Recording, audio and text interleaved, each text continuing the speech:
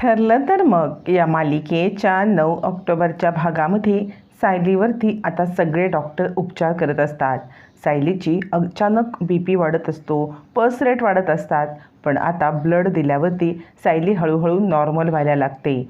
प्रतिमाचं blood आता सायलीला चढवलं जातं आणि डॉक्टरांची एकच धावपळ सुरू होते. आता हे ब्लड सूट होतं आहे का? सायली शुद्धीवरती येणार का? अश्विनला खूप टेन्शन असतं. पण नियतीने अखेर आता सायलीला पुन्हा एकदा जीवनदान दिलेलं असतं. आपल्या आईचंच रक्त देऊन सायली आता बरी होत असते. तोपर्यंत इकडे अर्जुन गणपती बाप्पासमोर हात जोडून कंटिन्युअस बसलेला असतो. माझ्या सायलीला शुद्धीवरती आण. डॉक्टर आता ब्लड देऊन झाल्यावरती काही वेळ मोजतात आणि आता अचानक डॉक्टरांच्या लक्षात येतं की सायली आउट ऑफ डेंजर आहे. पण अजूनही बाहेर असलेल्या सुभेदार आणि किल्लेदार यांना हे माहीत नसतं.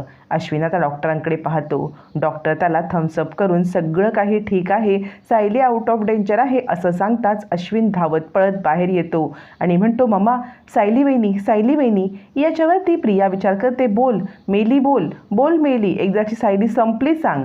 तर अश्विन सांगतो, सायली वहिनी इज आउट ऑफ डेंजर. डॉक्टरांनी सगळ्या सांगितलेलं आहे की सायली वहिनीच्या जीवाचा धोका टळलेला आहे.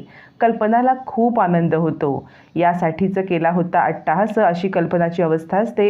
अखेर तो क्षण आला ज्याची आपण वाट पाहतो, तो सायली आउट ऑफ डेंजर असण्याची. आणि डॉक्टरांनी अनाऊन्स केलेलं असतं की सायली आउट ऑफ डेंजर आहे. अश्विन सांगतो, त्या बाईने अचानकपणे येऊन जो ब्लड ग्रुप दिला ना, त्यामुळे सायली वहिनीच्या तब्येतीमध्ये झपाट्याने आता सुधारणा झाली आणि सायली वहिनी आता कोणतंही तिच्या डेंजर नाही आहे असं म्हटल्यावर ती कल्पना देवी आईचे आभार मानते आणि म्हणते, खरंच त्या बाईचे किती आभार मानू तितके कमी. इकडे कुसुमसुद्धा डॉक्टरांचे आभार मानते. त्यावेळेला रविराज म्हणतात, मी खरं सांगू का, तर हे सगळं शक्य झालेलं आहे त्या आपण अनोळखी बाईमुळे. तिने आपल्या सायलीला ब्लड दिलं आणि त्याच्यामुळे हे सगळं घडलं. नाहीतर हल्लीच्या काळामध्ये कोण कोणासाठी एवढं सगळं करते? कल्पना म्हणते, हो खरंच, आपण तिला भेटून तिचे आभार मानूया का? रविराज म्हणतात, आपण सगळेच जण जाऊया, तिला भेटूया आणि तिचे खूप खूप आभार मानूया, कारण आज तिच्यामुळे सायलीला जीवनदान मिळाले. असं म्हणत रविराज, प्रताप, कल्पना हे सगळेच जण आता इकडे सायलीला ब्लड देणाऱ्या बाईला भेटायला निघतात. डॉक्टर म्हणतात, तुम्ही सध्या एकदम गर्दी करू नका, सायलीला पण भेटण्याची घाई करू नका. तोपर्यंत इकडे आता प्रतिमा कॉफी पित असते. कॉफी पिता पिता तिच्या डोक्यामध्ये विचार येतो की ज्या मुलीसाठी आपण ब्लड दिलंय त्या मुलीला आपण भेटून येऊया का, असा विचार करत ती आता तडक सायलीला भेटायला निघते. पण त्याच वेळेला सुभेदार आणि किल्लेदार हे प्रतिमाला भेटायला तिच्या रूमच्या दिशेने चाललेले असतात. नर्स त्यांना घेऊन चाललेली असते. आता मात्र प्रतिमाच्या डोक्यात विचार आल्यावरती ती पटकन उठते आणि आता सायलीच्या रूमच्या दिशेने जायला लागते. सायलीला भेटण्याची प्रतिमाला ओढ लागलेली असते. मग ती दरवाजाच्या दिशेने येते. तोपर्यंत सुभेदार आणि किल्लेदार प्रतिमाच्या रूमच्या समोर येत असतात. प्रतिमा दार उघडून बाहेर येते. इकडून सगळे किल्लेदार आणि सुभेदार तिच्या दिशेने येत असतात.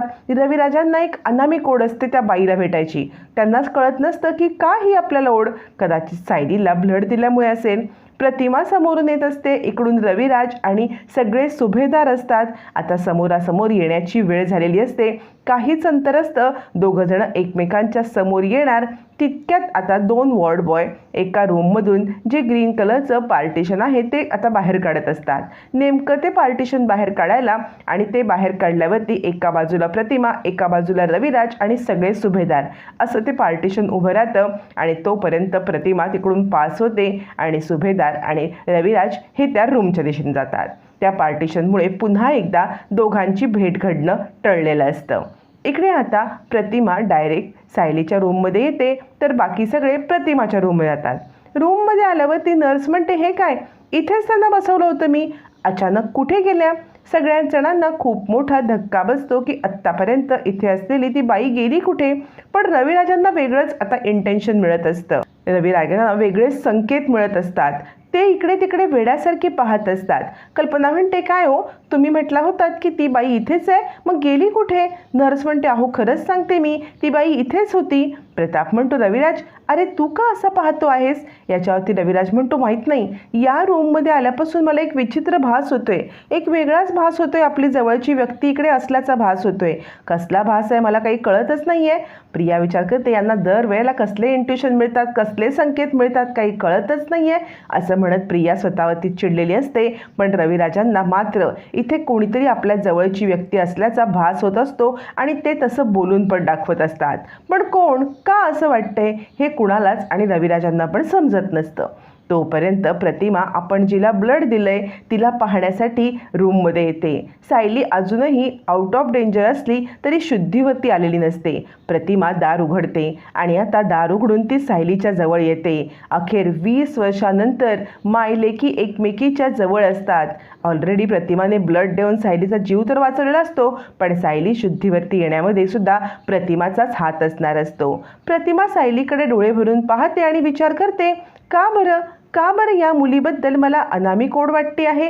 का अगदी ही मला जवळची असल्यासारखं वाटतंय? काहीच कळत नाही की हिच्याबद्दलची इतकी ओढ का वाटते मला? असा विचार करत प्रतिमा सायलीच्या जवळ येते. सायलीच्या डोक्यावरून हात फिरवते आणि सायलीच्या डोक्यावरून हात फिरवताच खूप मोठा चमत्कार घडतो. सायलीचे डोळे आता हलतात, तिच्या पापड्या हलतात. अजूनही शुद्धीवरती न आलेली सायली अचानकपणे डोळे उघडायला लागते. नियतीने चमत्कारच केलेला असतो.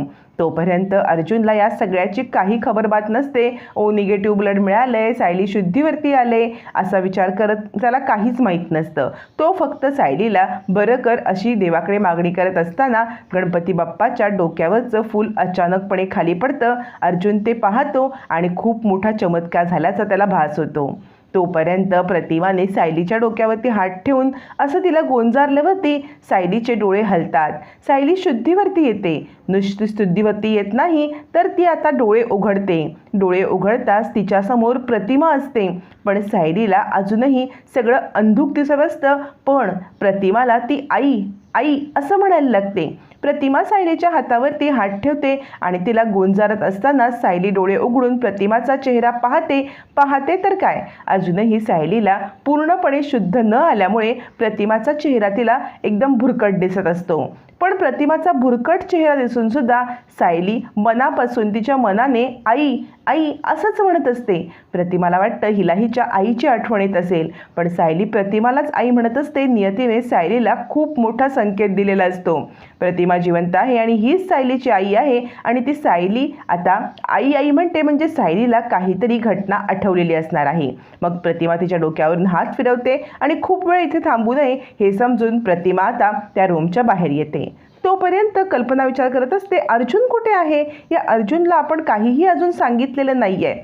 इकडे मात्र आता नर सायलीच्या रूममध्ये येते आणि सायलीच्या डोळ्यांची उघडझाप पाहते. सायली शुद्धीवरती येत आहे म्हणून ती धावत पळत कल्पनाच्या इकडे येते. कल्पना म्हणते, काय झालं सायली ठीक आहे ना? प्रिया विचार करते, मरू दे म्हणू दे एकदाची, मेली म्हणू दे एकदाची असं म्हणत असतानाच नर्स सांगते, तुमचा पेशंट शुद्धीवरती आलाय आणि तो आता पूर्णपणे बरा झालाय. आता मात्र प्रियाचा चेहरा पडतो. कल्पना, रविराज सगळ्यांना खूप आनंद होतो. सायली शुद्धीवरती आली. या आनंदामध्ये आता कुसुम आणि कल्पना एकमेकीला मिठीच मारतात. मग मात्र कल्पना नर्सला म्हणते, आम्ही तिला भेटू शकतो का? याच्यावरती नर्स म्हणते, तुम्ही डॉक्टरांशी बोलून घ्या. डॉक्टरांशी बोललात ना की मग ते सांगतील की तुम्ही भेटू शकता किंवा नाही. कुसुम म्हणते, आम्ही फक्त बाहेरून बघू. नर्स म्हणते, तुम्ही डॉक्टरांशी बोला, जे काही आहे ते डॉक्टर सांगतील. मग डॉक्टर येतात. डॉक्टर म्हणतात, हे बघा ती आउट ऑफ डेंजर आहे, पण तिला शुद्धीवरती येण्यासाठी थोडा वेळ जाईल. तुम्ही तिकडे गर्दी करून उगाच त्रास देऊ नका, पेशंटला शांततेची गरज आहे. अश्विन म्हणतो, दादा कुठे आहे? त्याला सांगितलं की नाही? चैतन्य म्हणतो, आम्ही पण त्याला शोधतोय, त्याला सांगायला की ब्लड मिळालंय, सायली वहिनी आउट ऑफ डेंजर आहे, त्याला अजूनही माहीत नाही आहे असं म्हणत सगळेजण आता अर्जुनला शोधतात. रविराज मात्र निश्चिंत होतात. आता त्यांना सायलीला शुद्ध आल्यामुळे इतकं निश्चिंत का वाटत असतं हे मात्र काहीच कळत नसतं. तोपर्यंत चैतन्य आता अर्जुनच्या इथे येतो आणि म्हणतो, अर्जुन अरे सायली बहिणींना ओ निगेटिव्ह ब्लड ग्रुप मिळाला, त्यांना ते ब्लड चढवलंय आणि ते आउट ऑफ डेंजर आहे, तू आहेस कुठे? असं म्हणत चैतन्याने अर्जुनला खूप मोठी आनंदाची बातमी सांगितल्यावरती अर्जुन एकदम अर्जुनला खूप आनंद होतो आणि तो धावत पळत सायलीला भेटायला येतो. तोपर्यंत नागराज आणि सुमन हे दोघंजण सुद्धा हॉस्पिटलमध्ये नाईलाजाने आलेले असतात. तोपर्यंत नागराजला पास होत असताना तिथून प्रतिमा त्याच्या बाजूनेच जाते, पण नागराजला तिचं तोंड काही दिसत नाही.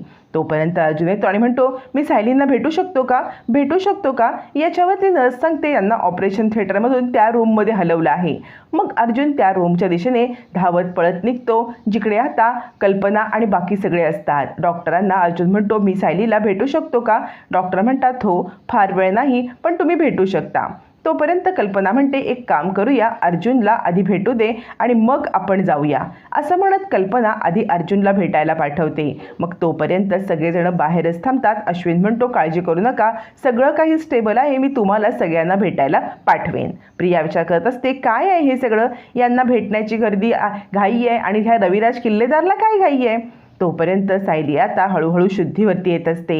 तिचा ऑक्सिजन मास्क काढलेला असतो. अर्जुन तिच्या दिशेने हळूहळू येत असतो आणि अर्जुनला आपण सायलीसोबत घालवलेले सगळे क्षण जसेच्या तसे डोळ्यासमोरून सरकत असतात.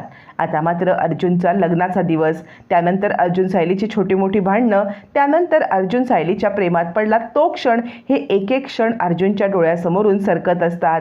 सायलीबद्दलची झालेली प्रेमाची जाणीव आणि त्यानंतर सायलीवरती झालेला जीवघेणा हल्ला, या सगळ्या गोष्टी अर्जुनच्या चेहऱ्यासमोरून तरळतात आणि त्याच्या डोळ्यावरती आता एक वेगळेच भाव येतात. डोळ्यात पाणी येतं. सायली हे पाहत असते. अर्जुन रडत असतो आणि सायली म्हणते, सर काय झालं? तुम्ही का रडताय? पण अर्जुनला घडलेल्या घटना आठवत असतात.